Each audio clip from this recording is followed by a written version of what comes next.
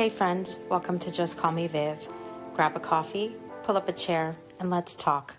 Welcome everyone back to Just Call Me Viv. Today's conversation is one that I've been really excited and looking forward to. I'm joined by Katelyn Skerry Notice, a longtime educator and someone I've known, a yoga teacher and founder of Whole Expansion Inc. Katelyn supports students, families, and women through holistic neurogrowth coaching and helping people regulate their nervous system, release survival patterns, and reconnect with curiosity. And so it's a joy to have her here with me today. If you're navigating burnout in your life, reinvention, or simply wanting to feel more at home in your body, this conversation is for you.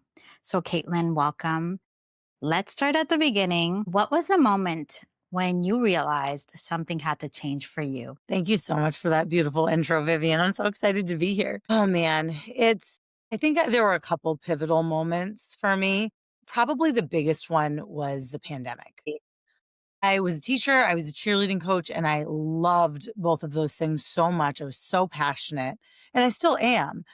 But when the pandemic hit, it was this huge wake up call because I was so used to getting up every single day with so much purpose, so much drive, so much excitement, and people needed me. So it was very rare that I would, pull back or pull out. I was always go, go, go. And I was realized later looking back that I was very driven by a need to be needed. And that was something that I look at within myself. But there were mornings during the pandemic where I really had trouble getting out of bed because I said, no one really needs me. I'm looking at blank screens, and education was what I built my life upon and believed in so much had just completely fallen apart. Cheerleading was non existent. And that was the biggest thing that I've built in my life. And then, so that was a huge hit right there. And then when we went back to school, I was having trouble reintegrating myself in the same way. So the wake up call was sort of extended. And I remember this one day where I was at the end of my day and I always had a very structured classroom. I taught math, and my kids had all of their supplies in these little buckets that I created for them. And they had rulers. I taught geometry, and it was a geometry topic we were talking about that day, so we had to use the rulers, and I was cleaning up at the end of class, and it was a frustrating day. The kids had really struggled that day, and we were still in masks, so the connection was off as well, and I didn't realize how much I thrived on connection as well until that happened. But I was looking through the bins, and a bunch of the rulers were just snapped in half and broken. And I don't know why it was just that moment, because I put so much care into creating those bins for the kids, and I pride in having these systems and structures in my classroom, and I just dropped the bin and cried. And I just, like, I fell to the floor in my classroom, and I just completely lost it. And I can't live like this anymore. Yeah.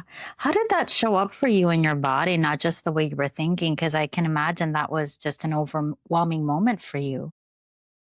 It was absolute overwhelm. It was as I was cleaning the bins, I was feeling that stress rising in my body.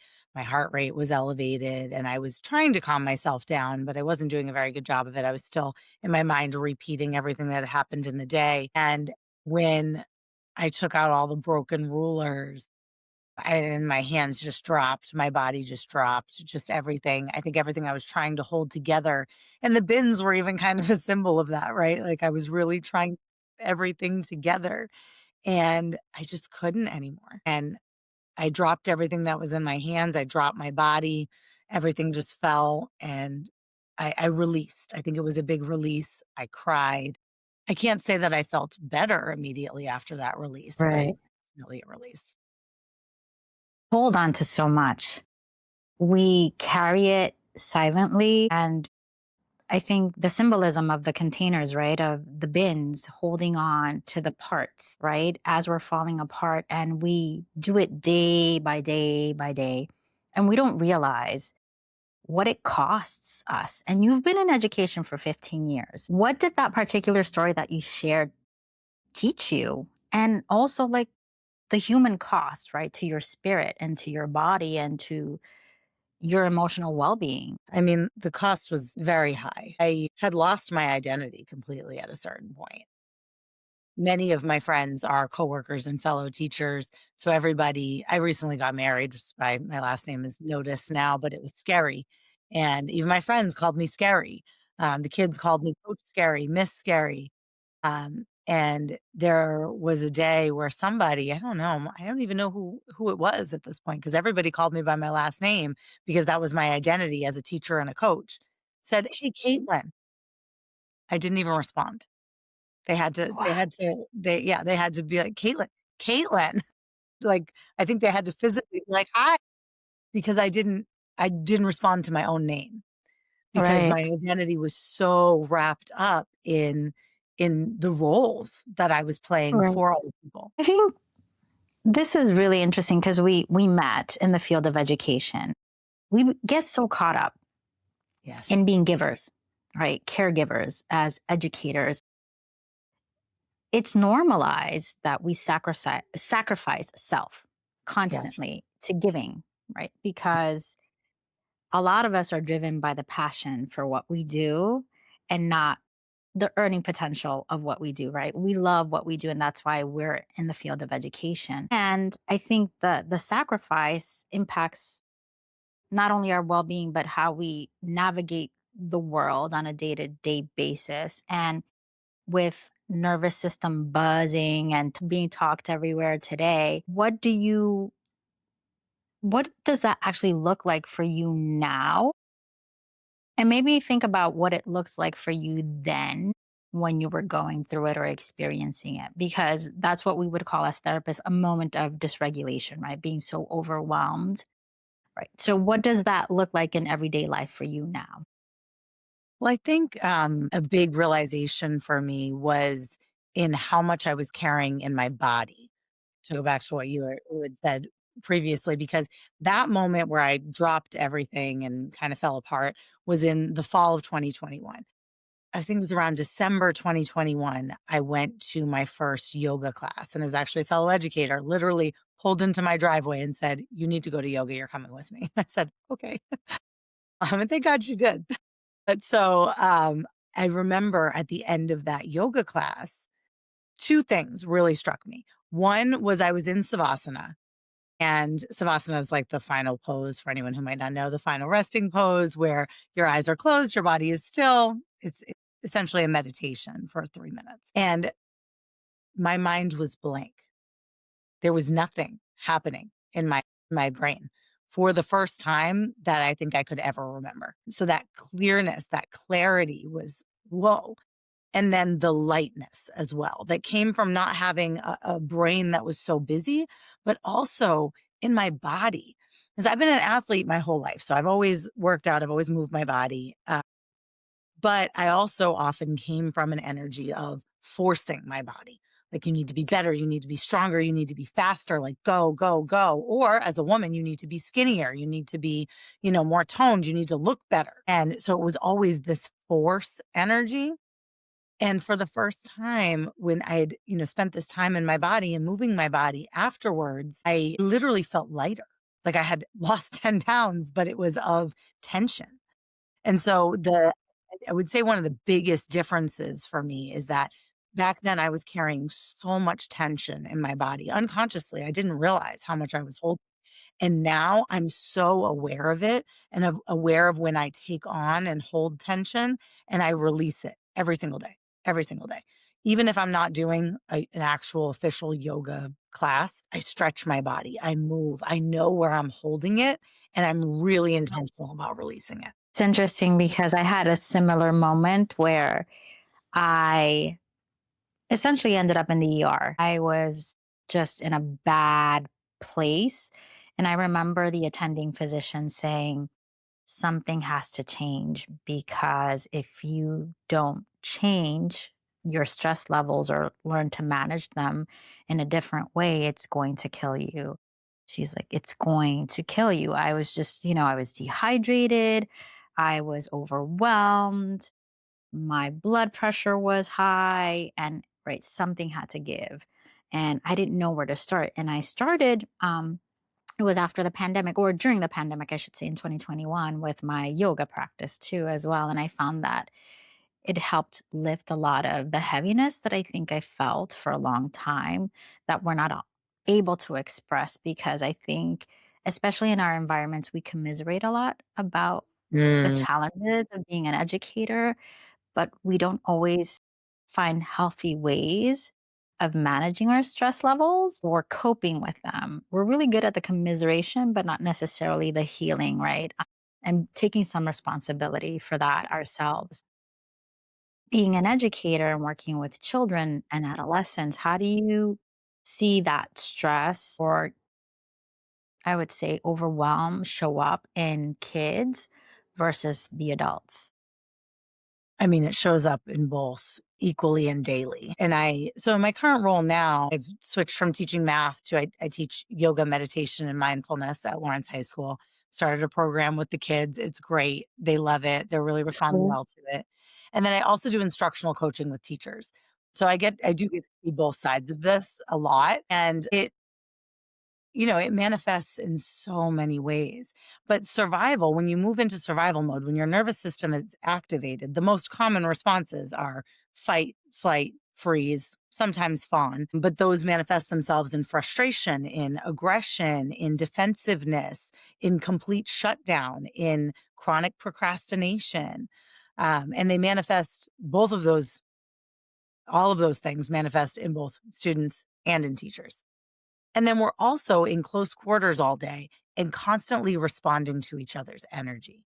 And that's one of the things I really try to work with teachers on, is recognizing how the energy that you bring into the classroom is projecting on to the children and is going to be mirrored back to you by them, because we don't realize, many of us, most of us, I would say, are not very good about creating energetic boundaries. So we unconsciously are sharing energy all the time. And I've realized I need to be really intentional about cultivating my own energy and also setting energetic boundaries while I'm at school and anywhere in my life, because I wanna make sure that I am the one who's managing my own nervous Right. system. It's not simply Right. reacting to others around me. And so, what I try to work on a lot with the kids and with the adults is that we wanna live from the inside out. So instead Right. of the commiserating that you were speaking about, adults and children do it alike. We talk all about all the things that are happening around us and how either unfair, frustrating, or it's making us feel this way, or it's making us feel that way. But truly, if we're living from the inside out, then We actually we are. get to decide how we feel. We get to Yeah. choose. And so when you take that ownership, it's really powerful and empowering to say, we actually went over in class this week setting intentions for your day. I'm going to have a good day. That's my choice. That's my decision. And I'm going to take a bunch of little small actions to support myself to do that. And then when things outside of me feel like they're pushing against that, I have the choice to take a step back and say, no, that's actually not what I want to choose today. So, yeah, energetic boundaries, I think, are a big thing. I like that concept. If someone listening to this chat today is stuck in survival mode, what's one small thing they can do to create some safety? Change your morning. I think our mornings really set us up for our day. And when you have a morning full of chaos and stress, it is more challenging to set yourself up for having that good day. So, setting an intention in the morning, giving yourself time in the morning. And I know that this is very hard, especially for adults with young kids, or many of my students. They're helping to get their younger siblings ready for school. And little kids are the ultimate, like, you have no idea what they're going to do. Like, there's no control there. True. So you really have to say, it does not matter how this child wakes up. I am going to choose my energy today, and Right. giving yourself that time. Yeah. There's a you just have no idea what little kid's gonna wake up and wanna do. But giving yourself that time in the morning and a couple of routines, and then I always say waking up for yourself. So Yes. instead of that was one of the my big aha moments in the pandemic is I was getting out of bed for everybody else. I wasn't doing Yes. it. Waking up in the morning and saying, "I'm not waking up for work. I'm not waking up even to be a wife or a husband or a parent. I'm waking up to live my life." And my God, I woke up this morning. My eyes are open. My body is moving. I'm breathing. This is beautiful. This is so beautiful. And I'm grateful. So waking up each morning and saying, I'm grateful. I'm alive. This is another day that I get to live in my life. Wow. And then some things that work for you. Recommendations could be stretching, it could be journaling, it could be just music you like. Play music in the shower that, like, gets you going, makes you happy, gives you a little bit of a vibe. And try starting your day like that and then seeing where that takes you. Waking up early is often underestimated, and I think that's such a powerful message. Waking up for yourself and choosing yourself, not waking up to serve someone else's purpose, but your own. I really resonate with that. I hadn't heard it stated in that way. So it's and as a therapist, I get it. I internally I understand it, but I think hearing it spoken out in this way creates a lot of meaning. And I hope that it creates meaning for others listening. I think it makes a difference when you go through life, navigate life, choosing yourself. I think we find purpose in serving others, but ultimately it has to come from a place of self love, of choosing ourselves each and every day, right? When we wake up, right? I woke up, I get this opportunity to like take a fresh breath and choose how my day is going to go, right? And not allow sort of what happens in our environment to decide our mood Mhm. or the outcomes of our life. So I think that's powerful. And I hope that people listening to this chat get a lot from it. We're going to pivot just slightly because, again, you're an educator. What do you think that our education system gets wrong about our children? They totally miss the fact that we're living from the inside out, not the outside in. And the education system, the entire intention of it is to sort people for society, for society to run the way that we've decided society runs. And it's lacking depth in an understanding of the human experience. We're not just like little worker bees to check boxes. We're all unique, powerful, incredible beings capable of anything, limitless potential. And that's our children. That's what they are. And that's what makes me so sad about the education system is we say that we're here to help kids grow, but in so many ways we're stifling our children. We're actually limiting and we're causing them to create mindsets that are limiting as well by saying, okay, here are the categories in life. Pick your category and go. And that's where we need you to be for, again, the good of society. So it reinforces that living for others, living to serve, which is a beautiful thing. I don't want to take away from it because I do believe in a life of service. But I believe in a life of service that starts from the inside, saying, what are the gifts that I was blessed with when I was created here? What was I given? Because those are the things that I need to cultivate, that I need to expand and then figure out. I've been given all of this amazing stuff. How do I use it to help the world, to uplift others, to empower others? And our kids are just incredible and they have all of that within them. But instead of asking, hey, what are you passionate about? We're saying, where's your homework? Why have you not followed this or that rule? Why have you not conformed to these boxes that we've created? And what I love about this generation is that I think they're finally saying, I don't like that box. I think I'm good with the boxes. I don't Yep, really want to do it, And so we're seeing a lot of that pushback. And can it be frustrating at times when you're trying to run a school? Yes, absolutely. But absolutely. there's this other part of me that's like, yes, I see you. Yes. I like the resistance. Yep. So what gives you hope about this next generation? I mean, that. I think the fact that they are pushing back against these structures in society, we have more and more kids asking, where is my education actually going to take me? And not that I want to disengage from education. That's not necessarily it. I'm hoping that these kids are the ones that circle back and say, we need to change education. But they're asking good questions. They're really asking good questions. If I'm following this path and I'm doing all the quote unquote right things, what actually does this guarantee me, if anything? And the answer is nothing, truly. Truly, it doesn't. No, it doesn't. And the measures that we drive so much towards in education don't actually tell us much about how that kid is going to launch themselves in the world.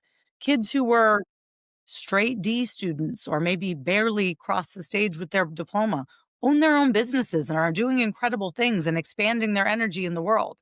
And kids who did everything right and put so much pressure on themselves and got into the schools and did all of the things are coming back after their freshman year because they're overwhelmed, they're depressed, they're having trouble making connections, and they're actually not being traditionally successful in the ways that we told them they have to be because they're Right. not being true to themselves.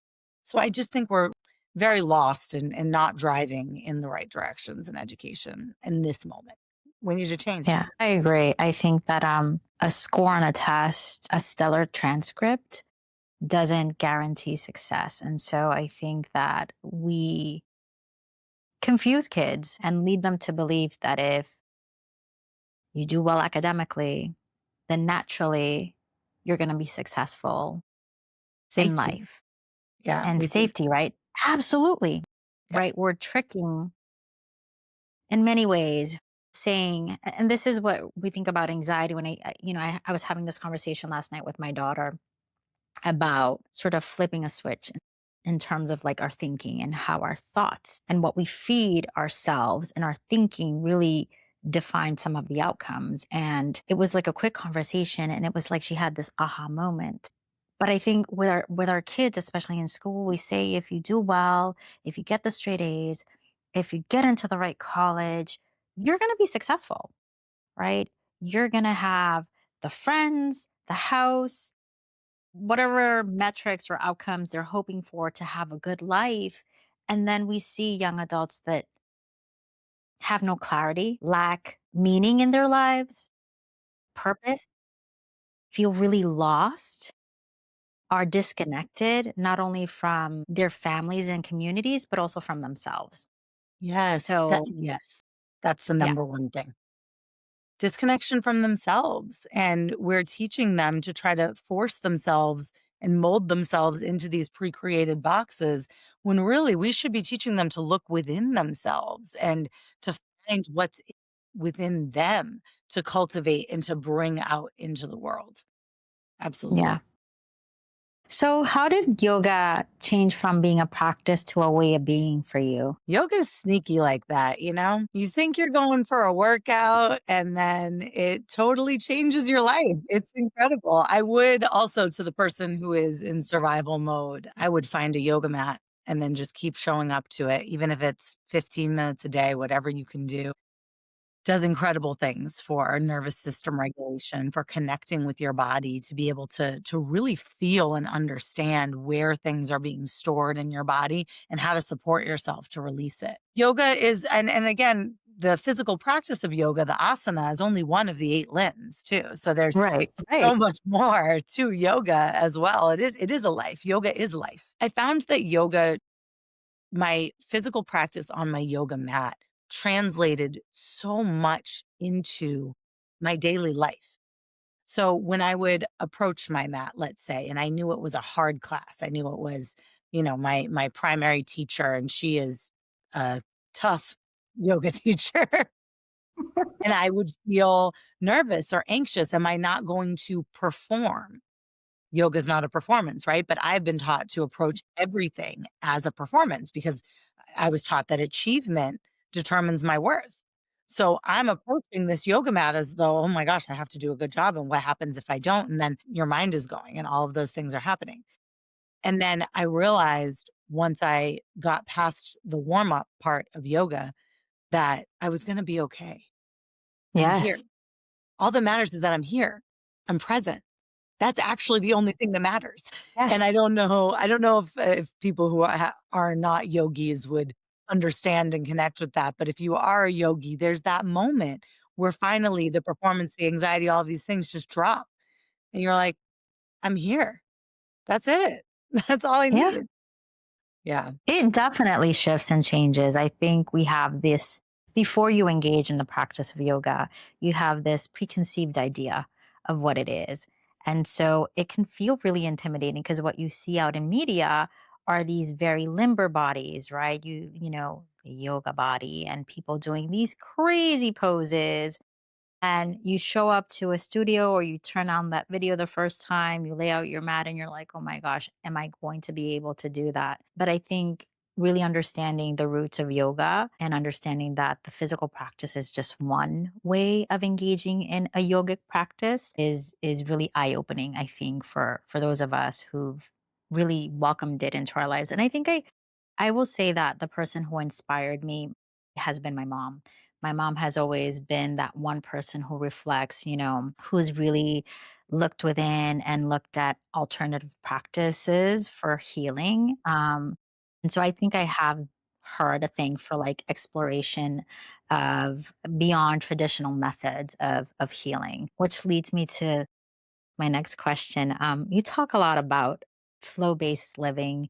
What does that feel like in the body and for you? Amazing. Actually, that could build off of the last question too, because realizing on my yoga mat as I'm flowing that all that matters is that I'm just here and I'm present. Yes. You then take that into life. So I'm nervous before, let's say, a presentation or something that I'm running a professional development with teachers. And I can just pull back and remind myself, I'm here.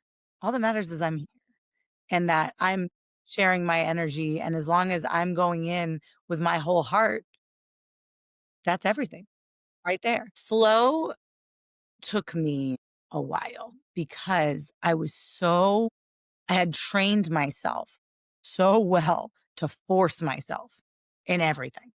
And I still to this day have to kind of catch myself. And I've been practicing the art of living in flow for a few years now. But I do think it's a lifelong journey. And especially when, you've really subscribed to these societal ideals and believing like my entire sense of worthiness was caught up in my productivity, my achievements. So I was very, very self-disciplined, very well, if I say I'm gonna do it, I'm gonna do it, and I'm also gonna be the best at it because I have to be the best at it because otherwise I'm not good enough, and that was always what it came back to, and I always felt like I needed to prove myself in some way, and I feel that feeling still creeping up, and I have to step back and remind myself. But flow-based living would essentially be connecting with your nervous system and being highly aware of when your nervous system becomes activated. And then when it becomes activated, immediately your number one priority, it does not matter what everybody else needs from you around you. That has to come second. Unless it's an actual emergency, that has to come second. You step yourself back and re-regulate every time. And when you're first doing it, that's a lot because you don't realize how much like even little things just spike you throughout the course of your Yes. day. So for me, that looked like stepping back and breathing. That looked like I need a minute.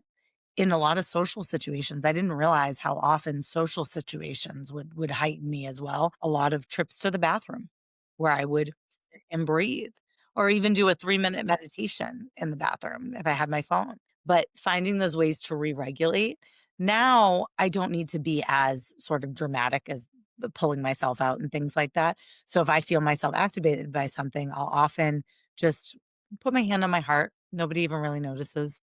And just as the person's talking or whatever's happening, couple deep breaths, and I can feel myself come back into that rhythm. And the rhythm is really everything because rhythm is health. Rhythm is Yes. life. And that's why we love music so much. That's why we connect with it so much. But if we look at all of nature, she moves to a rhythm, to a natural rhythm. And it's when we force ourselves out of that healthy rhythm that disease shows up. All of these symptoms start to show up. Similar to you, I had in my early 20s, I must have been like 23. I had costochondritis, which is where it feels like you're having a heart attack, but all of the muscles in the chest contract at the same time. It's entirely stress driven, entirely. And it's because I was holding all of this stress. I was barely sleeping. I was beating myself up to try to do such a good job for other people. But I can't do anything for anyone else if I'm not healthy, if I'm not well. So making sure that the rhythm of my breathing, the rhythm of my heartbeat are in a healthy, good place, that my body is clear of blocks and tension, that my mind is clear of blocks and tension. That's flow-based living. When you're living in that rhythm and you're so aware of yourself that you can tell when these blocks are coming up, when the contraction happens, and automatic now I'm very automatic about responding to that. When I feel it, I say, "Oh, I have to take care of myself first." So, let me bring myself back in before I do anything else. Yeah. I think most people, or I think my generation, because we come from different generations, we're not taught to have that self awareness about how we feel in our bodies. And I think for me, that awareness now is even more important because we can walk into spaces that feel really heavy, right? Where the energy is off, and that can impact our nervous system.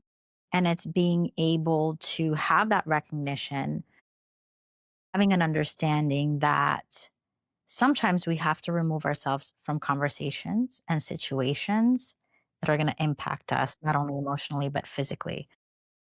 And that our bodies and our emotions are not separate, right? They're not. Yes, What happens to one impacts the other, and vice versa. And I think about sort of what led me to change some of my habits, but also changing the environments that weren't helping me thrive as a human being, and sort of having that moment where my health was being impacted and the stress levels were not in a place where I could manage them. And I had to reinvent myself, or I had to pivot and change. And you've also had moments where you've reinvented yourself professionally. What was scarier for you, staying where you were in the past or stepping into the unknown and embracing something new? I had to get to the point where staying where I was scarier. And I think that's often a turning point, is when you're saying, "Okay, if I fast forward a year from now and I'm still here, how do I feel?" And you realize, like, "No, no, that's just not an option. That's not an option. I don't know what it looks like, but I know I cannot do that." And for me, it definitely got to the point of it was scarier to think about staying stagnant and staying where I was. I'm also a person, and I think we actually are all naturally like this, but I like to grow. I want to grow in the environment that I'm in. Wherever I'm at, I want to be in a place where I'm constantly in a process of becoming the next version of myself. And when I started to feel stagnant, two things really precipitated it for me. Feeling stagnant, like I was not growing, and also passion. I am a passion-driven person. And again, I think most of us actually naturally are. We just kind of suppress it because we're taught we have to do this or that, have to, right? So when my passion was no longer in mathematics, I said, I can't live every day doing things that I'm passionate about. I have to be passionate or this is not going to work. And so when I asked myself, what am I most passionate about right now? The answer was yoga. And I'm just so blessed that my administrators at Lawrence High School were willing to work with me and willing to allow me to pivot within that environment, because that's kind of rare, honestly. A lot of times you totally shift environments. But I had the opportunity to start a whole new program. They gave me the freedom to do it on my own. It's not like they said, "Here's the curriculum, you're gonna have to teach it." They said, "I don't know, what do you think the curriculum is?" And I was like, "I have so many ideas. I got it." And they said, "Okay." And, it was really, really beautiful. But it you also have to be willing to sit through the discomfort of that unknown until it comes together, and I definitely learned that through yoga too, sitting in that discomfort, because I was always taught again, I was raised to be able, I mean, your parents have very good intentions. My parents wanted me to be able to keep myself safe, to support myself, to, live a good, stable life. They were very focused on us being able to create stability for ourselves. Right. So, resigning from my job with no idea what I was going to do, not Right. something that would have Nope. been encouraged. Highly discouraged. Highly discouraged, yes. But that's what I did. And, I had the resignation letter and I decided what I was gonna do, and I was applying to a bunch of places, but nothing was really striking me or pulling me, but I knew I couldn't go back because I knew I couldn't do that again. That was the scarier thing. And it actually this all didn't come together until August. Like, I wanna say it was, like, almost mid-August when the school year starts at the end of August, and I still didn't know what I was doing. Yeah. Finally clicked into place, and my administrators were like, "Is there something you'd rather teach? We have this, what do you think about, like, health or PE?" And I said, "Yoga," and they said, "Sure." And, Yeah. then everything fell into place, but it wasn't for several months because I had decided to resign in April, and it took until mid-August for that all to happen, and there were a lot of nights where I was crying and freaking out, and "Should I just go back to teaching math? No, I can't do it, I can't do it." And you have to sit in the discomfort of it, and it's hard. It's hard, but it also You takes have, patience and it takes yes. faith. Yes. You have to have some blind faith, right? Because you can sit in a place where you're stuck and stagnant and unhappy and unwell, or you can choose an unknown path that may cause a little bit of fear, trepidation, but where there may be endless possibilities. And so that leap of faith for you, you were able to like co create this beautiful thing that not only is fulfilling you, right? Filling your cup, but like what a gift to have for the kids to be able to practice yoga and meditation and self reflection. I mean, talk about regulating your nervous system. They're getting so much more, right? Learning how to reconnect not only with themselves, but with their peers. I mean, what a beautiful thing to be able to give our kids and a way to give back, right? Because a lot of what we do as educators is driven by our love of the kids. I mean, I think it's a beautiful thing that you're doing and I'm glad that it worked Thank you. out. Thank But you, I me can too. when you mention and talk about like April and we know we have to start back in August and having sort of that dread or at the pit of your stomach like what am I going to do and trusting that it would work out somehow. Yeah, That and it I had would no all idea how. I had no yeah. idea how.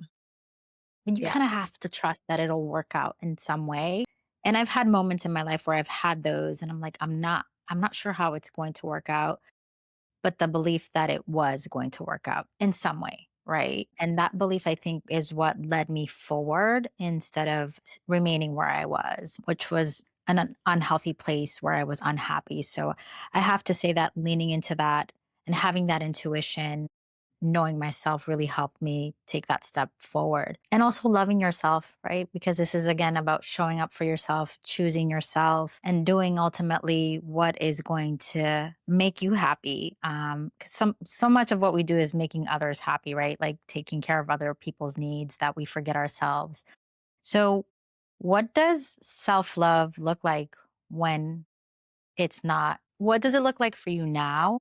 But what does it look like when it's not soft or pretty or polished or on those rough days where things may not be going well? Well, I mean, it's sitting in that discomfort like you were just saying, but choosing myself for sure. Because I also love that you mentioned intuition. In those moments of that discomfort, of the in between, of just believing in the truth of limitless possibilities. There are limitless possibilities. I know what's back here. I don't know what's ahead, but I know it is absolutely limitless, unbounded. Anything could happen. But I had to sit in the discomfort and stick with myself, choosing myself and following intuition over my mind because your mind wants to keep you safe. Your mind is gonna take you to a safe place every single time. So you have to recognize when that shows up and say, "Thank you, brain. I appreciate you. Primarily, you have worked really well to keep me alive, and I'm grateful for that, Absolutely. but I am not choosing you right now. I'm choosing the deeper me." the higher me, you know? So I think that that is part of what self-love looks like, choosing yourself even when it's uncomfortable. And then moments like I brought up in social situations when I was working on, living more in flow and I was getting in tune with myself, I had to be okay with, leaving early or disappointing people or, putting myself in a space where I didn't want to be. And I knew I was forcing myself to do that for someone else, but it wasn't the best choice for me. Choosing to put yourself first gets very uncomfortable. It's not all, bubble baths and self-care Sundays. It's a lot No. more of discomfort, and being willing to sit in that discomfort because you're choosing what's best for you. And self-discipline also does come into that. So I do a little unit with the kids on reparenting yourself and getting in touch with your inner child. And one of the first questions I ask them is if you have a child and this child, you love your child more than anything in the world, what are the things that you want for them? How would you set up their day? What would you try to engage them in? And they have all these beautiful ideas and they say, oh my gosh, they're not getting a cell phone or an iPad. I don't want them on any of that. I want them outside. These are teenagers that say this. They say, I want them outside. I want them engaging with nature. I want them to have friends. I want, all these things. And we talk about, I was like, okay, well, what about their sleep and their bedtime? Oh, bedtime's so important. They need to sleep. It's important for their brains and their growth. And I'm like, yep, it sure is. So the wake up call is you're already a parent to yourself. The Yes. first human life that you are responsible for is yours. You have a Yes. whole human that you need to care for. It's the most important thing in the world that you care for this human. And we dig more into it of what type of food would you feed your child and what type of schedules would you want them to have? And they all say the things that are healthy and that are good and that are going to uplift their children. We need to do that for ourselves. And that is also where self-care can get gritty. I do go to bed at 9:30. It doesn't really matter what's going on. I'm going to sleep. I need my sleep because I like to be awake and alert and looking forward to having conversations with you and to playing with my dog and to going to yoga class and to living my life. So that Mm-hmm. means I'm going to bed. I'm going to Yes. have that discipline to do that. Yep. And same thing with movement, same thing with nutrition, all of it. Like I need to look at myself as though I am this child that I love more than anything in the world. And I want all the best for this child that is me. It's a beautiful message. A lot of food for thought. Um, For sure. and I mean, these kids that are in your class are just not only benefiting from learning from you, but also it's therapy, right? Yoga Yeah. is therapy. Learning to reparent yourself is therapy. It's healing, and it's a lot of what our kids need. What would you say? In what other ways has your life shifted since embracing this way of being, and in particular choosing an alcohol-free life or substance-free life? How did that change you?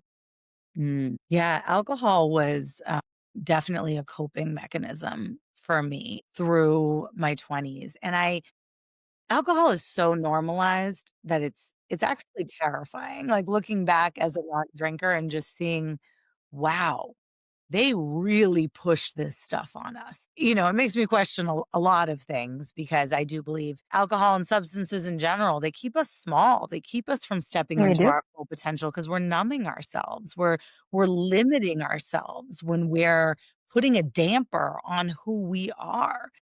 But we're doing that because we don't wanna feel uncomfortable. We have so much trouble sitting in that discomfort, and we're driving ourselves at these incredibly unhealthy rates.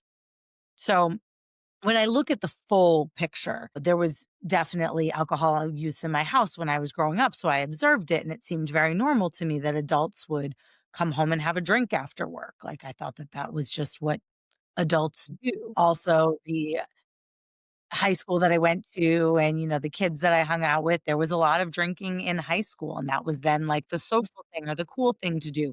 So I engaged in it very early, which is another risk factor. And then when I was in college, it's funny because a lot of people talk about, like, drinking a lot of alcohol in college, and I actually really didn't. I was an athlete. I just had other things that I was focused on, and I was enjoying myself. When I look back, I'm like, I think that that is part of, I was no longer in a home environment that was super triggering to me. I was in my dorm room, which was kind of nice with one of my friends. And I was in a happier, healthier space. So I wasn't really drinking a lot.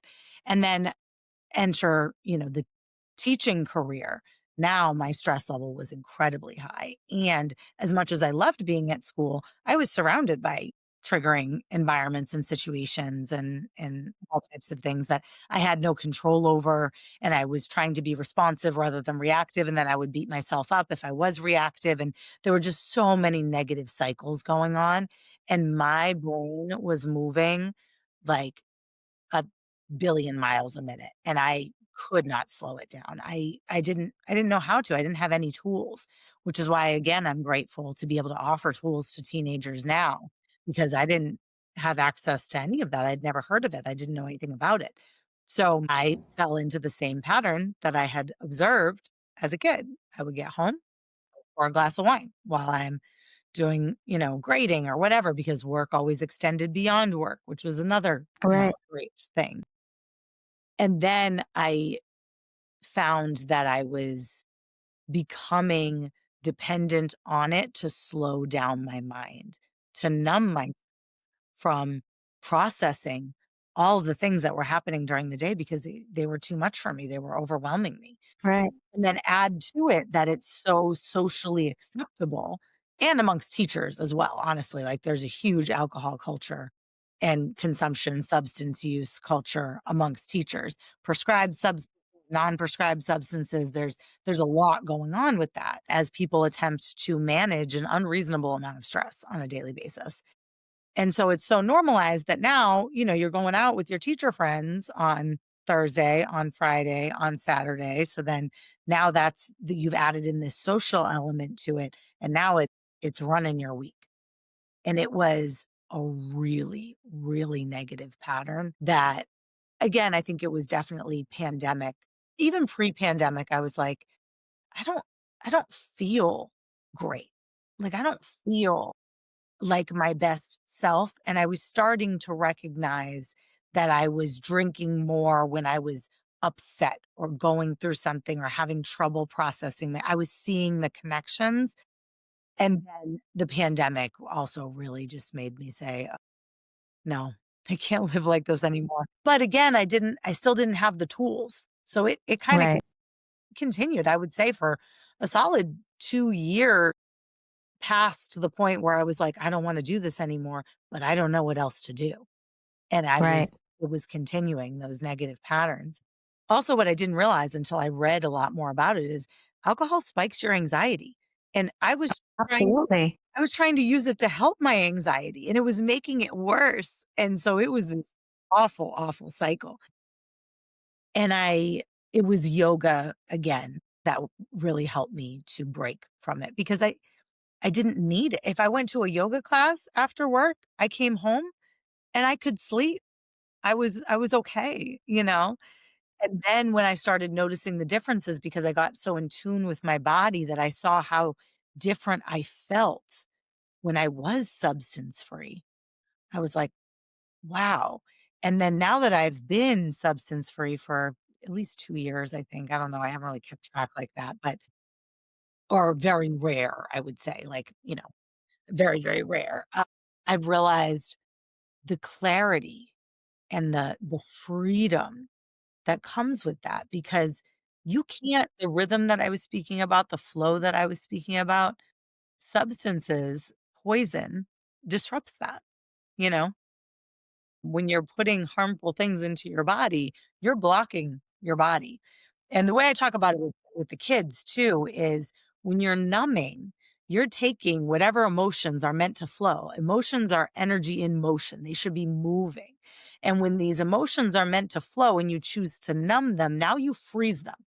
Now you've made them denser, you've made them heavier, and you're hiding them in your body. You do that day in and day out, it's not going to go well. You're going to be so heavy and have trouble. And I've observed people doing this and I can see it. I know what's happening is they've numbed these things. They've created these dense blocks of emotion instead of moving through them.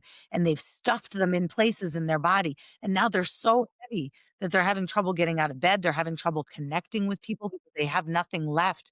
They're draining themselves of energy by numbing. And we can Yeah, free ourselves. We can free ourselves. absolutely. And I would encourage everybody to Absolutely. free yourself. So, Absolutely. I think especially in our social environments, right?